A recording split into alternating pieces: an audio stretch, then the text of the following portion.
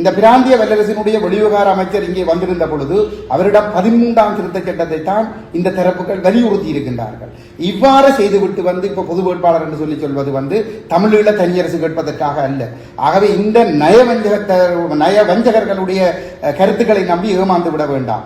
இவர்களுடைய இந்த சந்திப்பு தொடர்பாக இந்த நிலாந்தன் என்று சொல்லப்படுகின்ற ஊடகவியலாளரோ அல்லது பேராசிரியர் என்று சொல்லுகிற கணேசலிங்கமோ அல்லது ஆய்வாளர் என்று சொல்லுகிற ஜோதிலிங்கமோ அல்லது இந்த தமிழ் சிவில் சமூக அமையத்தில் இருந்து இந்த அமைப்புக்குள் சேர்ந்து நிற்கிறவர்களோ இதை ஒரு தவறென்று சுட்டிக்காட்டுவதற்கு முதுகெலும் பெற்றவர்களாக இருக்கிறார்கள். இவர்களால் உங்களுடைய வீடுகளில் உங்களுடைய பிள்ளைகள் படுகொலை செய்யப்படுகிற பொழுது அந்த மரணச் சடங்கிலே வந்திருந்து வேண்டுமென்றால் ஆறுதல் சொல்லலாம். அல்லது உங்களுடைய காணிகள் குறைக்கப்பட்ட பிற்பாடு அவர்கள் அப்படி நடந்து விட்டதா என்று சொல்லி உங்கள் நீதி கண்ணீர் படிக்கலாமே தவிர ஒரு பொழுது இவர்களால் உங்களுடைய உரிமைகளை பெற்றுத் தருவதற்கு உங்களுக்கு முன்னால் நிற்க முடியாது. ஆகவே இவர்களை நம்பி நீங்கள் ஏமாந்து விட வேண்டாம் என்பதனை நான் அனைவருக்கும் வணக்கம்.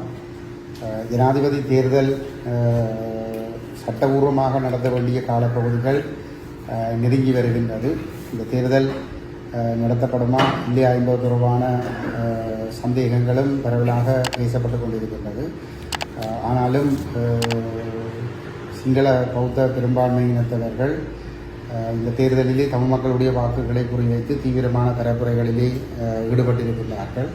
அதே நேரத்திலே தமிழ் மக்கள் தங்களுடைய அரசியல் விடுதலைக்காக ஒரு சரியான அணுகுமுறையை இந்த ஜனாதிபதி தேர்தல் தொடர்பாக தெரிவு செய்து அந்த அணுகுமுறையை கடைபிடித்து விடக்கூடாது என்பதற்காக அந்த தமிழ் மக்களை தோற்கடிப்பதற்காக தமிழ் சிவில் அமைப்புகளும் சில அரசியல் கட்சிகளும் இணைந்து பொது வேட்பாளரை நிறுத்துதல் என்கின்ற ஒரு நாடகத்தையும் மிக தீவிரமாக நகர்த்தி கொண்டிருக்கின்றார்கள்.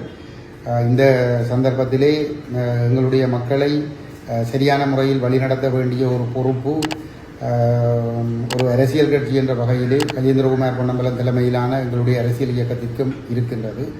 அந்த வகையிலே இந்த ஆட்சியாளர்கள் கடந்த காலங்களிலும் இந்த தேர்தல்கள் மூலமாக தமிழ் மக்களுடைய வாக்குகளை பெற்றுவிட்டு தமிழ் மக்களுக்கு எதிரான கட்டமைப்பு சார் இனஅழிப்புகளையும் நேரடியான இனப்படுகொலைகளையும் அரங்கேற்றி வந்திருக்கின்றார்கள். அதேபோன்று 2010ஆம் ஆண்டுக்கு பிற்பாடு போர் முடிந்த பிற்பாடும் கூட அந்த ஆட்சி பீடம் ஏறுகின்றவர்கள் எங்களுக்கு எதிரான கொடுமைகளை செய்தவர்களாக இருந்த காரணத்தினாலே அந்த நபர்கள் மீண்டும் வந்து விடுவார்கள் என்கின்ற ஒரு அச்சம் ஏற்படுத்தப்பட்ட நிலைமையிலே அவர்களை தோற்கடிக்க வேண்டும் என்கின்ற ஒரு கருத்தியலோடு எங்களுடைய மக்கள் இந்த வாக்களிப்புகளுக்கு தூண்டப்பட்டிருக்கின்றார்கள். ஏதோ ஒரு வகையிலே இந்த சிங்கள பெரும்பான்மையினருக்கு எங்களுடைய மக்களுடைய வாக்குகள் வழங்கப்பட்டிருக்கின்ற நிலைமையில் அவ்வாறு வாக்குகளை பெற்றுக்கொண்டவர்களும் அல்லது பெற்று வெற்றி பெற்றவர்கள் அல்லது வெற்றி பெறாவிட்டாலும் எதிர்க்கட்சி தரப்பில் இருந்தவர்கள் எல்லோரும் ஒருங்கிணைந்து தமிழ் தேசத்திற்கு எதிரான அழிப்பு நடவடிக்கைகளை தீவிரப்படுத்தியே வந்திருக்கின்றார்கள். ஒரு புறத்திலே இப்போ உதாரணமாக 2010ஆம் ஆண்டை எடுத்துக்கொண்டால் மஹிந்த ராஜபக்சவை தோற்கடித்தல் என்ற பெயரிலே சரபொன்சியாவுக்கு வாக்களிப்பதற்கு தமிழர்கள் ஊக்கப்படுத்தப்பட்டிருந்தார்கள்.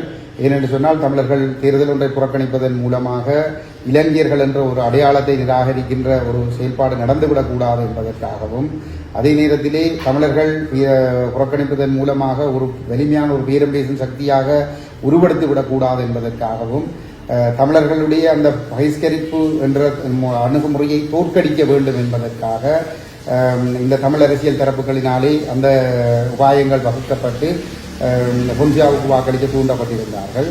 ஆனாலும் கூட அவ்வாறு தமிழ் மக்கள் பொன்சியாவுக்கு வாக்களித்திருந்த நிலையிலே பொன்சியாவும் ராஜபக்சர்களுக்கும் இடையில் எத்தகைய முரண்பாடுகள் இருந்தாலும் தமிழர்களுக்கு எதிரான கட்டமைப்பு சார் இனஅழிப்பு என்கின்ற விடயத்திலே ஆட்சியாளர்களோடு ஒருமித்துத்தான் பொன்சேகாவும் செயல்பட்டு வந்திருக்கின்றார். தமிழ் மக்கள் மீதான இனப்படுகொலையிலே ஒரு பங்காளியாக இருந்த பொன்சேகாவும் இந்த சர்வதேச விசாரணையை தடுத்து நிறுத்துவதிலே அவரும் முக்கியமான வகிபாகத்தை அவர் வகித்து வந்திருக்கின்றார். அதே போன்று 2015ஆம் ஆண்டை எடுத்துக்கொண்டால் ராஜபக்சவும் மைத்திரிபால சிறிசேனவும் போட்டியிட்ட போது ராஜபக்ச மீண்டும் வந்தால் தமிழர்களை கொண்டு குவித்து விடுவார், இனஅழிப்பை செய்து விடுவார் என்று அச்சமூட்டப்பட்டு அதன் மூலமாக மைத்திரிபால சிறிசேன இந்திய மேற்குக்கு சார்பான ஒரு முகவராக இருந்த மைத்திரிபால சிறிசேனவுக்கு ஆதரவாக தமிழ் மக்கள் வாக்களிப்பதற்கு நேரடியாகவே தூண்டப்பட்டார்கள். அவர் நல்லாட்சி, அவர் இதயத்தால் இணைந்திருக்கிறோம், அவரோடு அவர் எங்களுக்கு ஒரு தீர்வு தருவார் என்ற நம்பிக்கைகள் கொடுக்கப்பட்டு மைத்திரிபால சிறிசேனவுக்கு வாக்களிக்க தூண்டப்பட்டார்கள் எங்களுடைய மக்கள். அவ்வாறு பதவியேற்றுக் கொண்ட மைத்திரிபால சிறிசேன, அதற்கு பிற்பாடு வந்த ரணில் விக்ரமசிங்க தலைமையிலான பாராளுமன்றம் இந்த தரப்புகள் அனைத்தும் கூட்டிணைந்து சர்வதேச நாடுகளுக்கு சென்று இனப்படுகொலையாளிகளை பாதுகாக்கின்ற செயல்பாடுகளை முன்னெடுத்தார்கள். சர்வதேச விசாரணையை இல்லாமல் செய்து இந்த இனப்படுகொலை செய்த மஹிந்த ராஜபக்ச, கோட்டாபய ராஜபக்ச, சரத்பொன்சேகா உள்ளிட்ட இராணுவ தளபதிகளை பாதுகாக்கின்ற செயல்பாடுகளை ஒருபுறம் முன்னெடுத்துக் கொண்டு மறுபுறம் எங்களுடைய தேசத்தின் மீதான கட்டமைப்பு இன அழிப்பு செயல்பாடுகளை தீவிரப்படுத்தி இருந்தார்கள். குறிப்பாக சொல்ல போனால் ரணில் மைத்திரி காலப்பகுதியிலே தான் மட்டக்களப்பு மாவட்டத்திலே 3 லட்சம் மாடுகளை அழித்து அதனுடைய வாழ்வாதாரமாக இருந்த மேய்ச்சல் தரைகளை கையகப்படுத்துகின்ற வகையிலே தென்னிலங்கையைச் சேர்ந்த பெரும்பான்மையின சிங்களவர்கள் கொண்டு வந்து அத்துமீறி குடியேற்றுகின்ற சம்பவங்கள் ரணில் மைத்திரியினுடைய காலத்திலே தான் மட்டக்களப்பு மாவட்டத்திலே ஆரம்பிக்கப்பட்டிருந்தது. அது மட்டுமில்லாமல் வடகிழக்கு எங்கும் பரவலான இராணுவமயமாக்கல்களும் சிங்களமயமாக்கல்களும் தீவிரப்படுத்தப்பட்டதும் அவர்களுடைய காலத்திலே தான். இந்த வவுனியா வடக்கு பிரதேசத்திலே கொக்கச்சான்குளம் போன்ற பகுதிகளில் அதாவது கொக்கச்சான்குளம் அதில் சிங்களவர்கள் குடியேற்றப்பட்டு அதற்கு போகசிவ என்ற பெயர் மாற்றப்பட்டு அந்த காணிகளிலே குடியேற்றப்பட்ட சிங்களவர்களுக்கு வவுனியாவில் வைத்து உறுதி கொடுக்கின்ற நிகழ்வும் மேற்கொள்ளப்பட்டதும் இந்த ரணில் மைத்திரியினுடைய காலத்திலே தான். இன்று பொது வேட்பாளர் வேண்டும் என்று சொல்லுகிறவர்கள் தான் அந்த தமிழர்களுடைய காணிகளில் குடியேற்றப்பட்ட சிங்களவர்களுக்கு உறுதி வழங்குகின்ற நிகழ்வுகளையும் வழங்கி வைத்திருந்தார்கள். அதே போன்று ஆமையன்குளம் முழுமையாக தமிழர்களிடமிருந்து பறித்தெடுக்கப்பட்டு சிங்களவர்களுக்கு தாரகாக்கப்படுகின்ற செயல்பாடுகளும் ரணில் மைத்திரியினுடைய காலத்திலே தான் நடைபெற்றிருந்தது. தமிழ் தேசிய கூட்டமைப்பினருடைய பூரணமான ஒத்துழைப்போடு பங்களிப்போடு தான் அது நடைபெற்றிருந்தது. அது இவ்வாறு 15ஆம் ஆண்டிலிருந்து 19ஆம் ஆண்டு வரைக்கும் சிங்கள பௌத்தமயமாக்கல்கள் எங்களுக்கு எதிராக தீவிரப்படுத்தப்பட்டிருந்தது. அதற்கு பிற்பாடு 2019ஆம் ஆண்டிலே கோட்டாபய ராஜபக்ச போட்டியிட்ட போது இந்த சஜித் பிரேமதாசாவுக்கு வாக்களிப்பதன் மூலம் கோட்டாவை தோற்கடிக்கலாம் என்கின்ற ஒரு பொய்யான பிம்பம் ஒன்று தோற்றுவிக்கப்பட்டிருந்தது. தென்னிலங்கையில் உள்ள நிலைமைகளின்படி அவர் ஒரு அறுதி பெரும்பான்மையால் கோட்டாபய ராஜபக்ச வெற்றி பெறுவார் என்று தெரிந்தும் கூட சஜித் பிரேமதாசாவுக்கு வாக்களிக்க சொல்லப்பட்டது கோட்டாவை தோற்கடிப்பதற்காக அல்ல, மாறாக இந்த பகிஷ்கரிப்பு 2005 தேசிய தலைவர் பிரபாகரன் அவர்கள் எடுத்த ஒரு மிக வலிமை மிக்க ஒரு பேரம் பேசல் ஆயுதமான புறக்கணித்தல் என்கின்ற அந்த தமிழர்களுடைய அந்த ஆயுதத்தை, அந்த அணுகுமுறையை தோற்கடித்து தமிழர்களை மண்டியிட வைக்க வேண்டும் என்பதற்காக தமிழரசு கட்சி, டெலோபுல, டிபிஆர்எல்எஃப், விக்னேஸ்வரன் போன்ற தரப்புகள் கூட்டிணைந்து மேற்கொண்ட ஒரு சதிதான் சஜித் பிரேமதாசாவுக்கு வாக்களிக்க வேண்டும் என்று கூறிய விடயம். அவ்வாறு கூறி தமிழ் மக்கள் எல்லோரும் வாக்களித்த பிற்பாடு தமிழர்களுக்கு எதிரான கட்டமைப்பு சார் இன அழிப்புகளை கோட்டா தீவிரப்படுத்திய பொழுது சஜித் பிரேமதாசா அந்த செயல்பாடுகளுக்கு பரிபூரணமாக ஒத்துழைப்பு வழங்கி வந்திருந்தார் என்பதை எங்களுடைய மக்கள் எல்லோரும் மனதிலே நினைவில் கொள்ள வேண்டும். குறிப்பாக கோட்டாபய ராஜபக்ச இனப்படுகொலையாளி ஜனாதிபதியாக பதவியேற்ற பிற்பாடு 21ஆம் ஆண்டு மார்ச் மாதத்திலே கால நீடிப்பு வழங்க இருந்த பொழுது இந்த தமிழ் தேசிய கூட்டமைப்பு, தமிழரசு கட்சி, டெலோபுலட், இபிஆர்எல், விக்னேஸ்வரன் போன்ற தரப்புகள் தான் கால நீடிப்பு வழங்குவதற்கான கோரிக்கைகளையும் ஐநா மனித உரிமைகள் பேரவைக்கு முன்வைத்திருந்தார்கள். ஆகவே அதே போன்று எதிர்க்கட்சிகளும் அந்த சர்வதேச விசாரணையை இல்லாமல் செய்வதற்கு முழு அளவிலே அரசோடு சேர்ந்து செயல்பட்டு வந்திருக்கிறார்கள் என்பதையும் எங்களுடைய மக்கள் எல்லோரும் மனதிலே வைத்துக் கொள்ள வேண்டும். இத்தகைய ஒரு சூழலிலே இன்று மீண்டும் 25ஆம் ஆண்டு ஒரு ஜனாதிபதி தேர்தல் அல்லது 24ஆம் ஆண்டு இப்பொழுது இந்த அக்டோபர் மாதத்திலே நடைபெறப் போகின்ற இந்த ஜனாதிபதி தேர்தலிலும் தமிழர்கள் இந்த தேர்தலிலே ஆர்வம் இல்லாமல் இருக்கின்ற பொழுது ஆர்வமற்றிருக்கிற தமிழ் மக்களை எப்படியாவது ஏமாற்றி வாக்களிப்பு நிலையங்களுக்கு கொண்டு செல்வதற்கு தயார்படுத்துகின்ற விதமாக இந்திய மேற்கு தரப்புகளுடைய முழுமையான பின்னணி நிகழ்ச்சி நிரலோடு இந்த டெலோபுலட், இபிஆர்எல்எஃப், தமிழரசு கட்சியினுடைய ஒரு அணி மற்றும் விக்னேஸ்வரன் போன்ற தரப்புகள் பொது வேட்பாளர் என்ற ஒரு நாடகத்தை அரங்கேற்றிக் கொண்டிருக்கின்றார்கள். இவர்களோடு சேர்ந்து சிவில் சமூகம் என்று சொல்லக்கூடியவர்களும், பல்கலைக்கழக சமூகத்தைச் சேர்ந்தவர்கள், ஊடகத்துறை சார்ந்தவர்கள் மற்றும் வேறு சிவில் சமூகத்தைச் சேர்ந்தவர்கள் என்று சொல்லக்கூடியவர்கள் கூட்டிணைந்து இந்திய மேற்கினுடைய முகவர்களாக இருந்து கொண்டு தமிழ் மக்களை ஏமாற்றி இந்த வாக்களிப்பு நிலையங்களுக்கு கொண்டு செல்வதற்காக பொது வேட்பாளர் என்கின்ற ஒரு சதியை அரங்கேற்றிக் கொண்டிருக்கின்றார்கள். இந்த சதிக்குள் எங்களுடைய மக்கள் அகப்பட்டு விடக்கூடாது என்பதை நாங்கள் மிக பொறுப்புணர்வோடு கேட்டுக்கொள்கிறோம். எங்களுடைய அரசியல் இயக்கத்தினுடைய தலைவர் கஜேந்திரகுமார் பொன்னம்பலம் அவர்கள் கடந்த 15 வருடங்களாக இந்த மக்களுக்காக நேர்மையாக களத்திலே நின்று இந்த ஆக்கிரமிப்புகளுக்கு எதிராக போராடிக்கொண்டு ஜெனீவா வரைக்கும் சென்று ஒரு சர்வதேச விசாரணையை கொண்டு வருவதற்கும் ஒற்றையாட்சியை ஒழித்து ஒரு சமஸ்தி அரசியலமைப்பை கொண்டு வருவதற்குமான முயற்சிகளை அவர் தன்னால் முடிந்த அளவுக்கு வந்து மிக தீவிரமாக பல்வேறுபட்ட அச்சுறுத்தல்கள் நெருக்கடிகளுக்கு முகம் கொடுத்து முன்னெடுத்து வருகின்ற நிலைமையிலே களத்தில் நின்று போராடுகின்ற காரணத்தினால் பல சந்தர்ப்பங்களிலே அவர் உயிரச்சுறுத்தல்களை எதிர்கொண்டிருக்கின்றார். எங்களுடைய உறுப்பினர்கள் எத்தனையோ உயிரச்சுறுத்தல்களை எதிர்கொண்டிருக்கிறார்கள், எவ்வளவோ தாக்குதல்களுக்கு முகம் கொடுத்திருக்கின்றார்கள், சட்ட ரீதியான நெருக்கடிகளுக்கு முகம் கொடுத்திருக்கிறார்கள். இவை அனைத்துக்கும் முகம் கொடுத்து இந்த நில ஆக்கிரமிப்புகளுக்கு எதிராக போராடியவற்றை தடுத்து நிறுத்துவதற்கு, பௌத்தமயமாக்கல்களுக்கு எதிராக போராடி அதை கட்டுப்படுத்துவதற்கு போன்ற பல்வேறுபட்ட செயல்பாடுகளில் களத்தில் நின்று போராடுகின்ற கஜேந்திரகுமார் பொன்னம்பலத்தினுடைய இந்த வழிகாட்டல்களை எங்களுடைய மக்கள் ஏற்றுக்கொள்ள வேண்டும் என்று மிக பொறுப்புணர்வோடு நாங்கள் கேட்டுக்கொள்கின்றோம். அந்த வகையிலே இவர்கள் பல்வேறுபட்ட அமைப்புகளின் பேரில் போலியான முயற்சிகளை செய்து மக்களை ஏமாற்றி ஒரு கவர்ச்சியை காட்டி வாக்களிப்பு நிலையத்துக்கு கொண்டு செல்வதற்கான தயார்படுத்தல்களில் ஈடுபட்டுக் கொண்டிருக்கின்றார்கள். இவர்களுடைய ஏமாற்றுகளுக்கு ஈடுபடாமல் தயவு செய்து தமிழ் மக்கள் முற்றுமுழுதாக இந்த தேர்தலை நாங்கள் பகிஷ்கரிக்க வேண்டும் என்று கேட்டுக்கொள்ளுகின்றோம். இவர்கள் சொல்லுகிறார்கள் தாங்கள் எல்லோரும் ஒற்றுமையாக தமிழ் மக்கள் ஒரு பொது வேட்பாளரை நிறுத்தி தமிழ் மக்களுடைய ஒற்றுமையை வெளிப்படுத்தி அதை சர்வதேச சமூகத்திடம் கொண்டு செல்ல போகிறோம் என்று சொல்லுகிறார்கள். ஆனால் இந்த சிவில் சமூகத்தோடு சேர்ந்து இன்று இந்திய ராணுவ காலத்திலே தமிழ் மக்கள் மீது இந்திய ராணுவத்தோடு சேர்ந்து கடத்தல், கொள்ளை செய்த EPR கொலை கும்பலுடைய தலைவர் சுரேஷ் பிரேமச்சந்திரனும் நிலாந்தனும், ஒரு முதுகெலும் பெற்ற ஒரு ஆய்வாளர் நிலாந்தனும் நேற்றைய தினம் வந்து ஒரு அறிவிப்பு ஒன்று செய்திருக்கிறார்கள். அந்த அறிவிப்பு என்பது வந்து தமிழ் மக்களை ஏமாற்றி ஒரு பொது வேட்பாளர் என்ற ஒரு சதிக்குள் கொண்டு சென்று முடக்கி இந்தியாவுக்கு வேண்டப்படுகின்ற ஒருவரை வெல்ல வைப்பதற்கு எதிர்காலத்திலே வாக்குகளை திரட்டி கொடுப்பதற்காகத்தான் அந்த சதி முயற்சி நடைபெறுகிறது. வந்து இந்த தரப்புகள் கடந்த இவர்களோடு சேர்ந்து இந்த பொது வேட்பாளர் என்ற விடயத்தில் ஈடுபடக்கூடியவர்கள் அந்த கடந்த 20ஆம் தேதி இந்திய வெளிவிவகார அமைச்சரோடு சந்திப்பு நடைபெற்றிருந்தது. 8 பேர் நாங்கள் அதில் கலந்து கொண்டிருந்தோம். தமிழ் தேசிய மக்கள் முன்னணியுடைய தலைவர் கஜேந்திரகுமார் அவர்களுடைய அறிவுறுத்தலின் அடிப்படையிலே எங்களுடைய கட்சி சார்ந்து நான் கலந்து கொண்டிருந்தேன். அதே போன்று தமிழரசு கட்சியில் இருந்து சுமந்திரன், ஸ்ரீதரன், சாணக்கியன், மாவேசிநாத் ராசா போன்றவர்களும், டெலோவில் இருந்து செல்வம் அடைக்கல்நாதன், புலட்டில் இருந்து சித்தார்த்தன் போன்றவர்களும் வந்திருந்தார்கள்.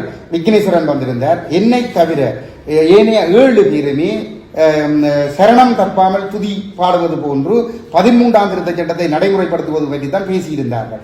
இந்திய புதிய அரசாங்கம் இந்தியாவிலே அமைந்திருக்கிற ஒரு சூழலிலே, பிராந்தியத்திலே இந்தியா ஒரு 4வது வல்லரசாக இருக்கிற ஒரு இடத்திலே இலங்கை தொடர்பான விவகாரத்திலே சீனாவை கையாளுவதில் இந்தியாவும் அமெரிக்காவும் ஐரோப்பாவும் உரணியாகத்தான் செயல்பட்டுக் கொண்டிருக்கிறார்கள். அந்த வகையிலே தொடர்ச்சியாக இந்தியா ஊடாகத்தான் இலங்கை விவகாரத்தை இந்த அமெரிக்க ஐரோப்பிய தரப்புகள் கையாண்டு வருகின்ற ஒரு சூழலிலே இந்த பிராந்திய வல்லரசினுடைய வெளிவிவகார அமைச்சர் இங்கே வந்திருந்த பொழுது அவரிடம் 13ஆம் திருத்தச் சட்டத்தை தான் இந்த தரப்புகள் வலியுறுத்தி இருக்கின்றார்கள். இவ்வாறு செய்துவிட்டு வந்து இப்ப பொது வேட்பாளர் என்று சொல்வது வந்து தமிழீழ தனியரசு கேட்பதற்காக அல்ல. ஆகவே இந்த நயவஞ்சகர்களுடைய கருத்துக்களை நம்பி ஏமாந்து விட வேண்டாம். இவர்களுடைய இந்த சந்திப்பு தொடர்பாக இந்த நிலாந்தன் என்று சொல்லப்படுகின்ற ஊடகவியலாளரோ அல்லது பேராசிரியர் என்று சொல்லுகிற கணேசலிங்கமோ அல்லது ஆய்வாளர் என்று சொல்லுகிற ஜோதிலிங்கமோ அல்லது வந்து இந்த தமிழ் சிவில் சமூக அமையத்தில் இருந்து இந்த அமைப்புக்குள் சேர்ந்து நிற்கிறவர்களோ இதை ஒரு தவறென்று சுட்டிக்காட்டுவதற்கு முதுகெலும் பெற்றவர்களாக இருக்கிறார்கள். இவர்களால் உங்களுடைய வீடுகளில் உங்களுடைய பிள்ளைகள் படுகொலை செய்யப்படுகிற பொழுது அந்த மரணச் சடங்கிலே வந்திருந்து வேணுமென்றால் ஆறுதல் சொல்லலாம். அல்லது வந்து உங்களுடைய காணிகள் குறைக்கப்பட்ட பிற்பாடு வந்து அவர்கள் அப்படி நடந்து விட்டதா என்று சொல்லி வந்து உங்கள் நீதி கண்ணீர் படிக்கலாமே தவிர ஒரு பொழுதும் இவர்களால் உங்களுடைய உரிமைகளை பெற்றுத் தருவதற்கு உங்களுக்கு முன்னால் வந்து நிற்க முடியாது. ஆகவே இவர்களை நம்பி நீங்கள் ஏமாந்து விட வேண்டாம் என்பதனை நான் பொறுப்புணர்வோடு கேட்டுக்கொள்கின்றேன். அதை தயவு செய்து வந்து இந்த தேர்தலை முற்றுமுழுதாக பகிஷ்கரிப்பதற்கு தமிழ் மக்கள் தயாராக வேண்டும் என்று கஜேந்திரகுமார் பொன்னம்பலம் தலைமையிலான எங்களுடைய அரசியல் இயக்கத்தினுடைய கோரிக்கைகளை ஏற்றி செயல்பட வேண்டும் என்று அன்புரிமையோடு நாங்கள் வேண்டுகோள் விடுக்கின்றோம்.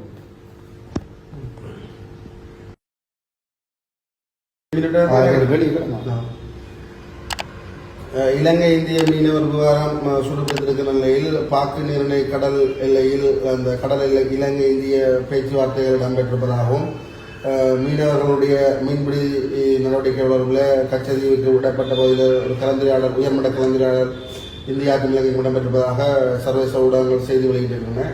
இதை வந்து இலங்கையின் வெளிவார அமைச்சர் அப்படி நடக்கையில் மறத்திருக்கிறார். இது தொடர்பில் உங்களுடைய நிலைப்பாடு?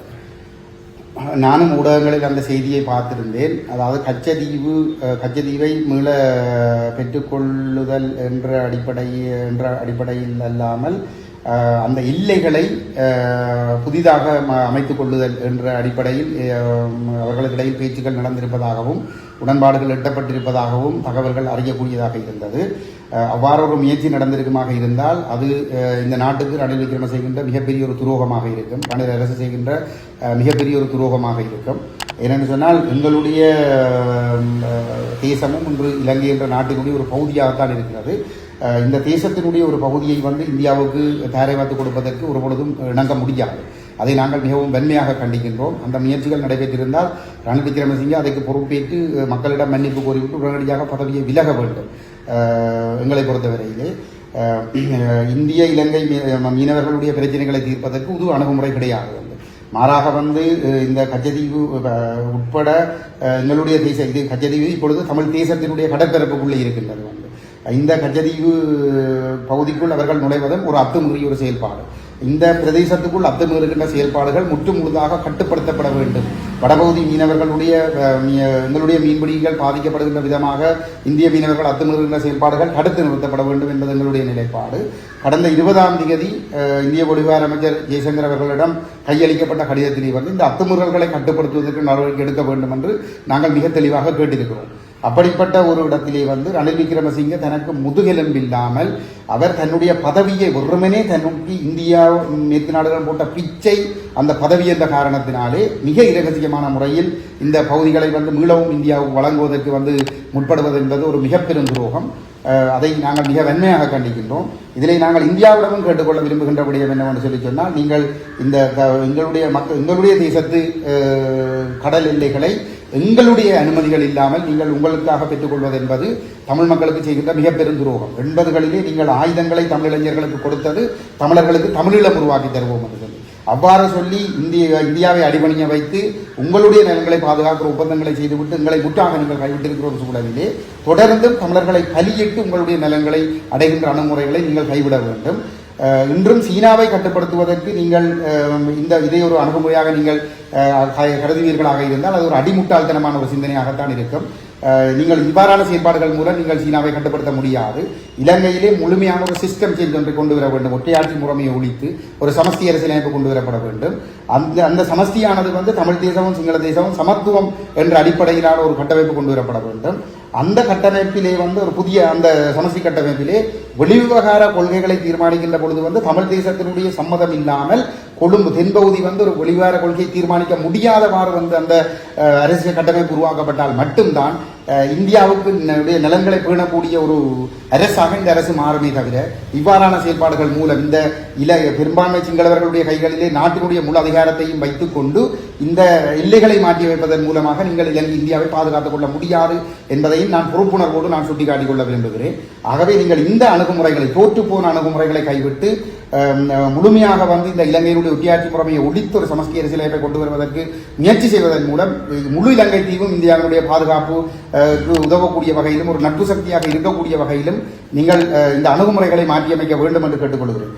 ஏற்கனவே கச்சதீவு எங்களுடையதாக இருக்கிற பொழுது இந்திய மீனவர்கள் அத்துமீறி இங்கே கேகேஸ் வரைக்கும் இவ்வளவு அட்டூழியங்களை செய்திருக்கிறார்கள் என்று சொன்னால் இன்று இந்த எல்லை மாற்றியமைக்கப்பட்டு இன்னும் யாழ்ப்பாணத்தை அண்டியதாக இந்த எல்லை வருமாக இருந்தால் அவர்கள் கரையிலே குந்தி இருப்பார்கள்.